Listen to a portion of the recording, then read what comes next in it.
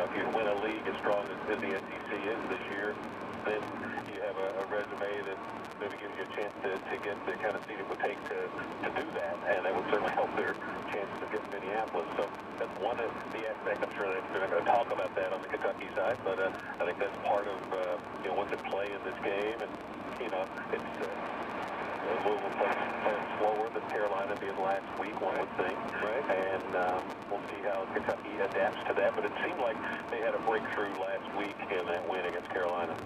Yeah, I thought that was. I mean, you never know, but that you really might look at that as a signature moment in the season, right, as you go forward here.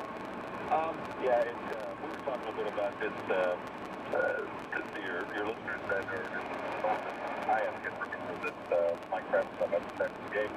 Kentucky back in 75 season with Jimmy Dan Connor, Mike Flynn, Kevin Greavy, and those guys. They got blown out early in the season up in Indiana, and then they came back and beat North Carolina, Freedom Hall, and got back on track. And this Kentucky team had more of a gap between the Duke game and the Carolina game than that team did, but it's a much younger team. The Duke game, I think, maybe finally got put to bed as far as the discussion point with the way they played against Carolina. Well, I mean, it's so interesting. We all go crazy, first of all, with this. If a team loses in late November or in December, we all go crazy. But, I mean, the world is so much different in March than it is in November or December in college basketball. But, what are the keys? What does Kentucky have to do to win this game tomorrow? I would think that they need to be able to make some threes.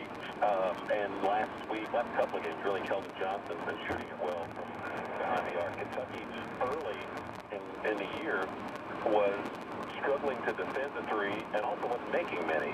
And the thing about the three-point baskets is it's usually the disparity is where you get in trouble. If you don't make many, but the other team doesn't, then that's okay. Or if they make a bunch, you can live with that.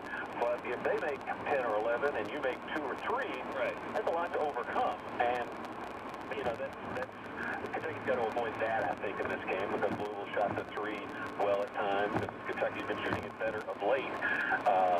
But they need that to continue, because I would think the way Louisville plays defensively and off what Kentucky did last week, their best to pack it in and not let them do as much damage around the basket as they did last week, and try to make them hit shots from the perimeter to force that defense to loosen up. And if they don't, then it won't. And so I think that's one of the big keys for Kentucky. And then, Ashton Hagen continuing to play well at the point. I think that's been a big key to what Kentucky's done here in the last couple of games. And so for that to continue would be important. Of course, the fans, we all get involved in the rivalry, and we went to one of the two schools, or we have friends, family who went to one of the two schools. But for the players, I mean, I understand they know it's a big game, it's a ranked team, et cetera, et cetera. Do you think the players have a sense of the kind of rivalry this is, and does it matter? Does it have any effect? I don't think they probably have a full appreciation for the rivalry to the level that fans do. The guys who've been around longer, on the Louisville side would have probably a little more of that. But I do think they get a sense of how big the game is pretty quickly, because they both have passionate fan bases. And so you interact with those fan bases more than ever now, not just when you go out, but just social media. So I would be surprised if they don't have an appreciation for how big the game is to the fans. Of course, Coach Cal has gotten it for years and really got it pretty quickly. I mean, there's one thing, I just think he has a sense of he understands the drama of all this. Well, he understands the big moments. I mean, clearly the guy can coach, but he also, more than many coaches, in my opinion, Tom, he just has a sense of, I don't know, of what's important to fans and sort of that drama. And really, I mean, if nothing else, he gets it. I'm not saying that it affects the way he coaches, but he certainly understands. I think you're right. I think he's probably, Joby Hall, the best among the Kentucky coaches. really understanding what the Kentucky fan base thinks. They have a good sense for who their fans are. Joe didn't have this rivalry during much of his time, but I think he always had a good sense, the innovator of things like the midnight madness that fans loved, or taking the team out to scrimmages or whatever it might be. He understood the fans well, and maybe that's why he and Cal have struck up such a good friendship. But I think Cal certainly does get it in this rivalry and so many other ways as far as being the Kentucky coach.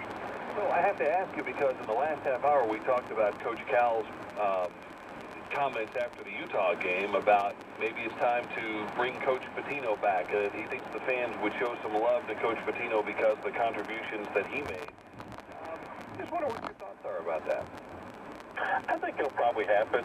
Kent Spencer on my show from WHAS, and Kent worked there in Lexington too. We were talking about this, and a week after that game against Utah, he predicted that in 3 years, when it's time to honor the '96 championship team, that it would happen then. And I think that probably sounds about right.